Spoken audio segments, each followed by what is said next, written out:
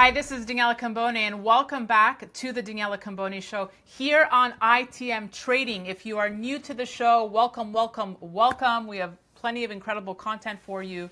And my guest today has brought, of course, his chair, if you followed his career, and his incredible chart. So please welcome Gareth Soloway of verifiedinvesting.com and inthemoneystocks.com. Gareth, so good to see you. Welcome to the new show. Thank you so much for having me on your new show. This is wonderful. Yeah, fantastic. Well, I was super excited to get you on, especially, we thought it was going to be a quiet Thanksgiving long weekend, and I want to ask you how it went for you. But there was no shortage of excitement, especially in the precious metals market. We could talk gold, silver, and of course, the cryptocurrencies. So let me ask you first and foremost, are you all turkeyed out? To be honest, yes. I ordered. We did takeout, and we ordered 2 turkeys, and we're still working on it. So I'm turkeyed out for another year, I think. All right. Okay. Well, let's talk about the excitement in gold prices here. I mean, as we're speaking, we're at a 6-month high. Those who have covered gold know that the tail end of the year can always hold explosion and fireworks. So never discount gold, I think, is the lesson. But look, your charts don't lie. So I'd love for you, if you could, start us off with kind of a 3-month outlook if you want, or whatever outlook you think makes sense, of what we could expect with the price action. I mean, are we going to be disappointed soon, or do you think this could hold here, Gareth? No, I actually think this is the real deal for gold. So we're at a point where the consolidation that we've seen now for the last 2 years, actually the last 3 years from the highs in 2020, it looks like we're going to reattack that high at around 2080.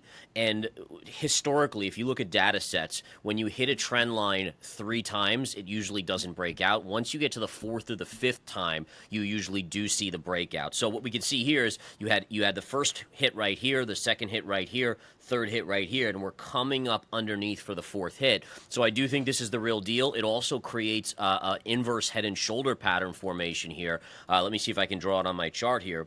Yeah. So we have this sort of pattern formation. Inverse head and shoulder patterns are very, very bullish, and they usually break out in kind. And you can see shoulder, head, and shoulder. And the beautiful thing about this is we can actually do a measured move to figure out where gold is going to go in 2024 should this pattern break out. And essentially, you would gain this distance here, $460. So if we look at $460, it takes us actually north of 2,500 in 2024, and that would complete this head and shoulders breakout pattern. So there you have it. Their 2024 target price is just above 2,500. Well, I was going to say, I remember at the start of 2023, you said gold would be the best performing asset. Yeah. And is that your forecast? I know we'll bring you back for the outlook, but as we're heading into 2024, are you sticking to that? Yeah, I do think 2024 gold is continuing to be the best performing asset.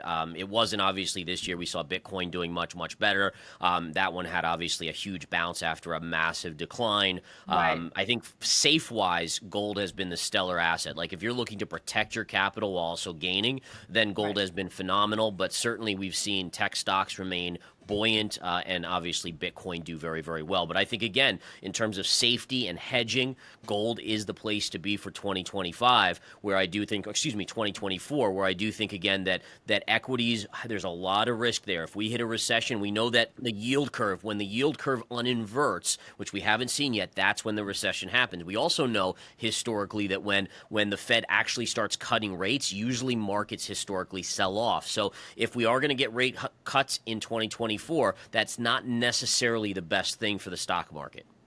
Well, okay, so interesting point, and I don't know if you can overlay the S&P on the gold chart, which would be great to see, because just over the weekend, Goldman Sachs, uber bullish gold, saying the shine is returning to gold. Now, those could argue the shine never went away, but they're bullish gold. But I also thought it was interesting that Deutsche Bank came out bullish on the S&P, saying they expect in 2024 it to gain more than 11% and reach a record next year. So two interesting forecasts, 2 different banks. How do you see it? I mean, the S&P that strong next year? Again, I know you mentioned it depends on what the Fed will do here.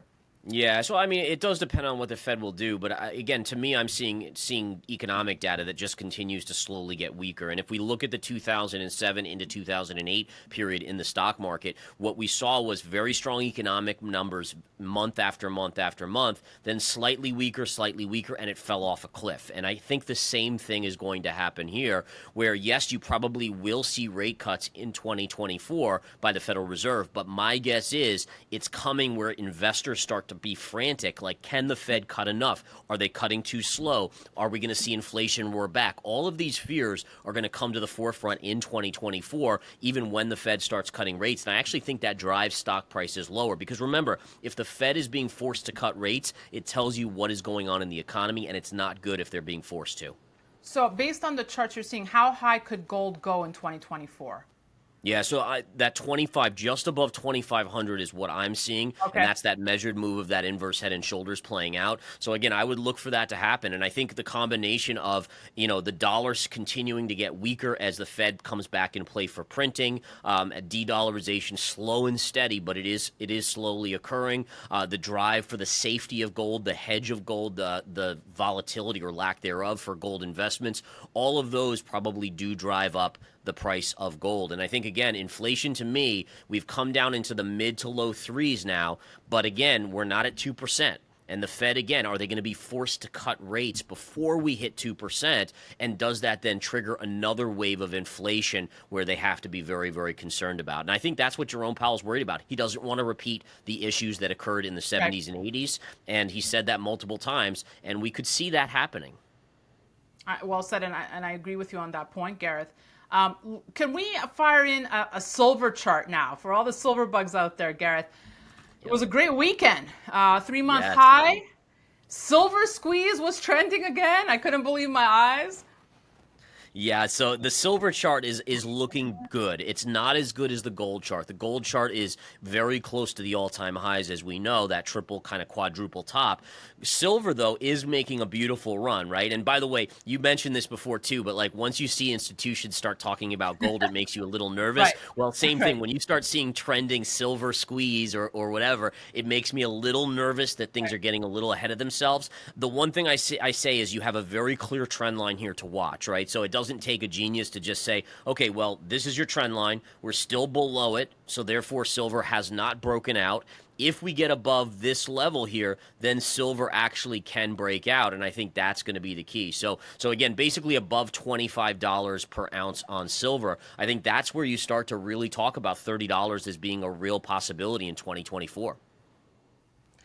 So, we always kind of talk about this trifecta of gold, silver. I'm just curious if we could just look at Bitcoin here because the price did eye 40,000. This rally did take many by surprise amid a record, hash rate. Does Bitcoin's future look promising here as we're about to start a new year?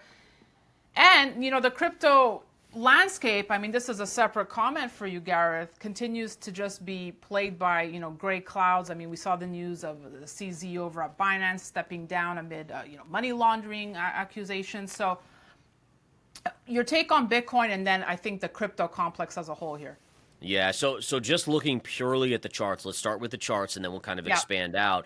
But Yeah. basically what we have is this upsloping trend or channel or wedge pattern, essentially very clear trend line with the lows. Like every time we hit this low trend line, we're getting a bounce, and then we're stalling right out at the 38,000 marker here. So the key is going to be is which way does this break? Now, again, probability-wise, I'm a data person, so if we look at about, let's say 100 of this pattern formation, I would say about 75 to 80 of them will break to the upside. So you do favor the upside here. Now, whether that's a spot ETF approval or whatnot, we don't really know yet, but ultimately the pattern generally will play out to the upside, and that would be a break of 38,000. So if we don't, and let's say we do come down and take out, let's say 36,000, then you have trouble for Bitcoin. But I think Bitcoin itself, it continues to be an asset that even though we've seen an altcoin bull market, short-term bull market here, I still think it starts to take money away from the altcoins where you have investors that are just saying, okay, the spot ETF is the start, institutions continuing to pile money in here,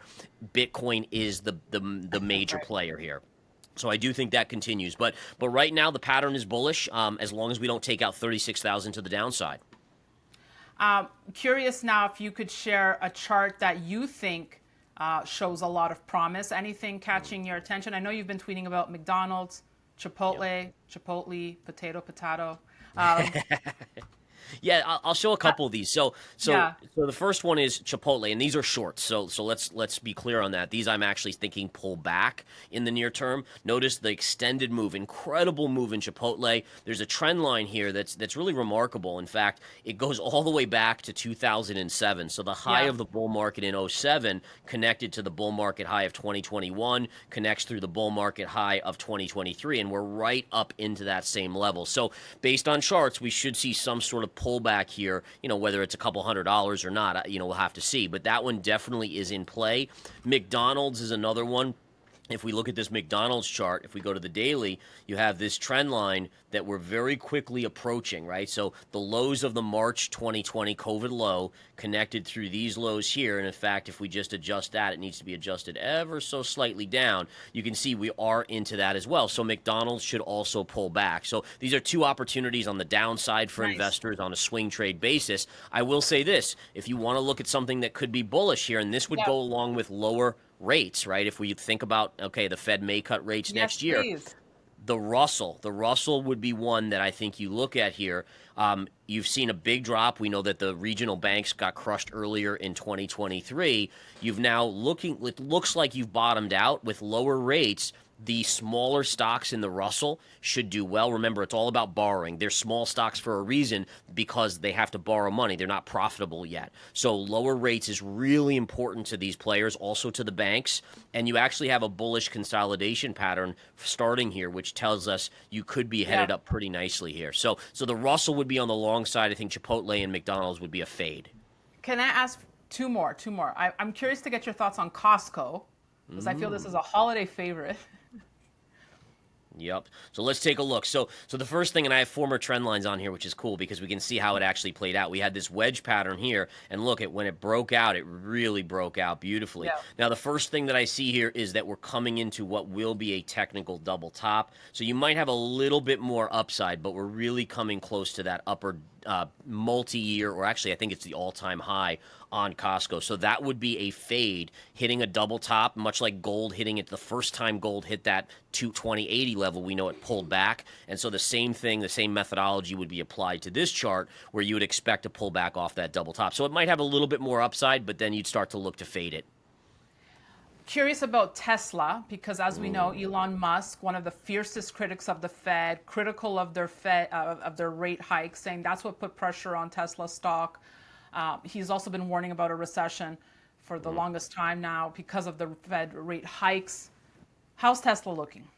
Yeah, the Tesla chart looks weak, to be honest. So again, you may see a short term. There's a little bullish consolidation here, but what we can see is you had this wedge pattern here, and we broke down through that, which means this area here is massive, massive resistance. So again, look for resistance here. If price gets through, that's a different story. But short term, you have to think that Tesla probably continues to the downside. And again, if you think about it fundamentally, it makes a lot of sense. We know that they've cut their prices on their cars multiple times. Everyone's producing EVs at this point. I mean, again, prices are just going to continue to remain under pressure in terms of margins.